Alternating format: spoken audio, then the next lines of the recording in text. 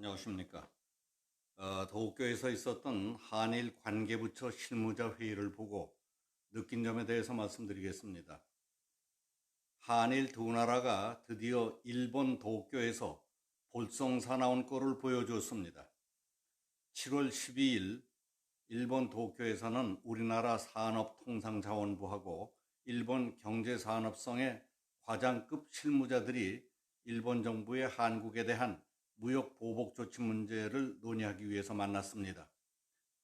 이 자리에는 일본이 반도체 제조에 꼭 필요한 핵심 소재에 대한 규제를 시작한 뒤 두 나라 정부 부처 간에 처음으로 만나는 자리였습니다.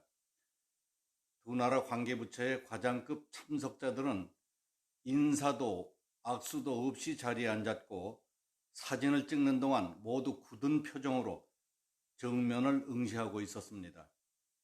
마치 교전 당사국이나 이혼 당사자들의 만남처럼 어색하고 볼썽사나웠습니다. 우리 측 대표는 넥타이 정장 차림이었지만은 일본 측은 반팔 셔츠에 넥타이도 하지 않았습니다. 경제산업성 10층에 마련된 회의 장소 뒤편에는 수출 관리에 관한 사무적 설명회라고 프린트한 A4 용지 2장 크기의 종이만 달랑 붙어 있었고 참가자들이 앉은 테이블에는 이름표조차 놓이지 않았었습니다. 회의장 한 귀퉁이에는 테이블과 간이 의자가 쌓여 있었고 바닥에는 파손된 흔적이 남아있을 정도로 정돈되지 않은 것이 평소에는 창고로 쓰이는 장소같이 보였습니다. 우리가 왜 어쩌다 이 지경이 됐습니까? 어쩌다 이런 대접을 받게 됐습니까? 이게 누구의 탓입니까? TV를 보니 참 억울하고 분했습니다. 이번 회의는 회의의 형식을 놓고도 두 나라 사이에 의견 차이가 있었습니다. 우리 측은 규제 강화 조치에 대한 양국 간 협의라는 입장이었지만은 일본 측은 규제 강화 조치를 일방적으로 한국에 설명하는 설명회라고 주장했습니다.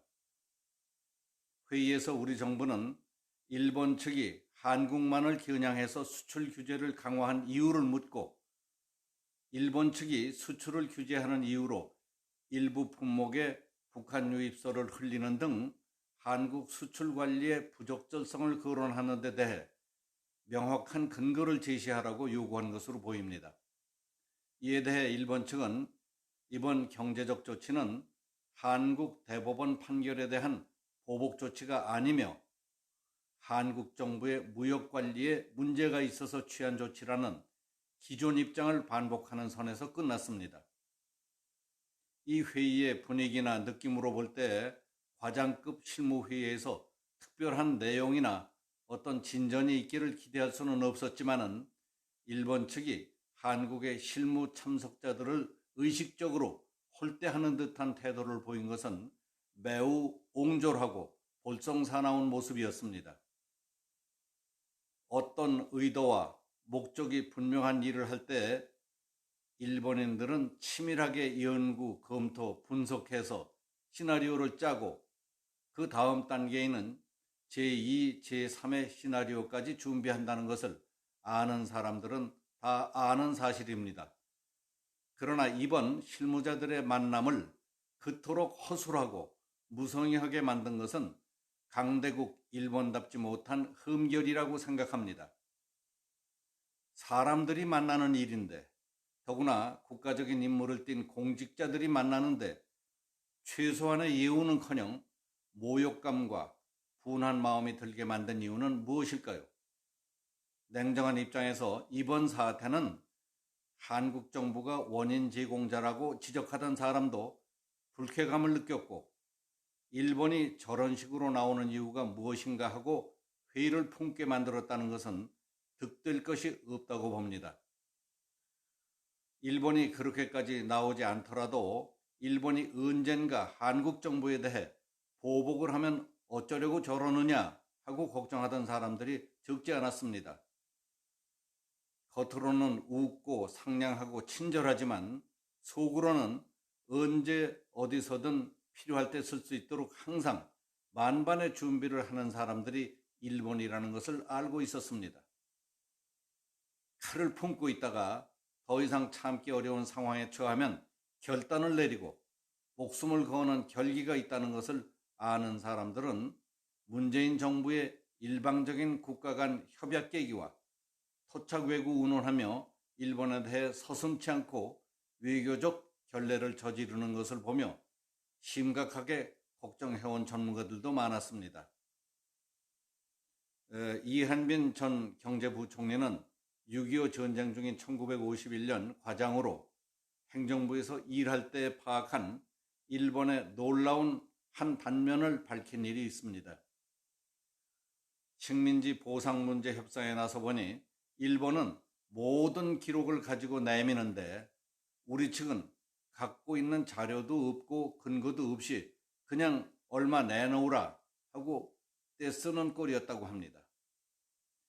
당시 이승만 대통령은 일본 측에 22억 달러를 요구했는데 일본 측이 제시한 보상액은 단 2천만 달러였다고 합니다.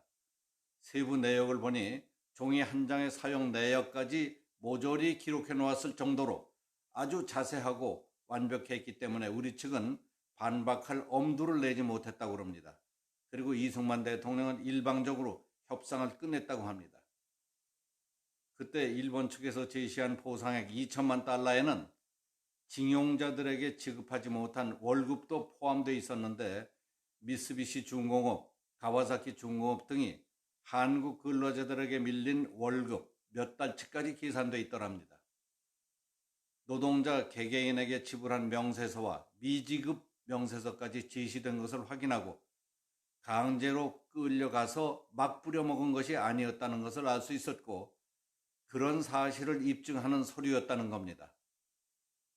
한국 측이 주장하는 노동 착취, 즉 일본인 근로자와 차이가 나는 봉급 문제에 대해서도 일본 측 자료는 명확했답니다. 처음 시작할 때 한국인 노동자의 봉급은 대체로 기존 일본인의 5, 60% 정도였습니다. 6개월 정도 지나면 일본인의 80% 이상으로 올라가고 1년째 들어서면 월급은 일본인과 거의 비슷해집니다. 봉급 차이는 숙련도에 따른 차별 지급이지 한국인을 착취한 것이 아니었던 겁니다. 언제 죽을지 모르는 전쟁의 막바지에서도 내가 하는 일을 위해서 말씀드린 대로 기록으로 남겨서 먼 훗날 국가 보위와 개개인 또 그리고 국가 발전에 유용하게 쓰이게 하는 일본은 분명히 무서운 나라입니다. 일본은 원하는 것을 얻기 위해 끊임없이 연구하고 조사하고 전문가를 기릅니다. 한국을 연구하는 일본 전문가들의 숫자가 일본을 연구하는 한국인들의 숫자보다 10배는 많을 겁니다. 거기서부터 우리는 일본에게 까맣게 뒤지고 있다고 봅니다. 그게 일본입니다. 우리가 갑자기 어느 날부터 일본에게 대놓고 무시당하고 멸치당하고 사람 대접도 못 받게 됐습니까? 분하지 않습니까? 우리가 왜 어쩌다 이 지경이 됐습니까? 누구 때문에 이렇게 됐습니까? 그러나 누구만을 탓하고 있을 때가 아닙니다. 우리 모두의 잘못입니다. 분하고 원통하지만 지금부터라도 정신을 차리는 것밖에 다른 길이 없습니다. 오늘은 여기서 마치겠습니다. 감사합니다.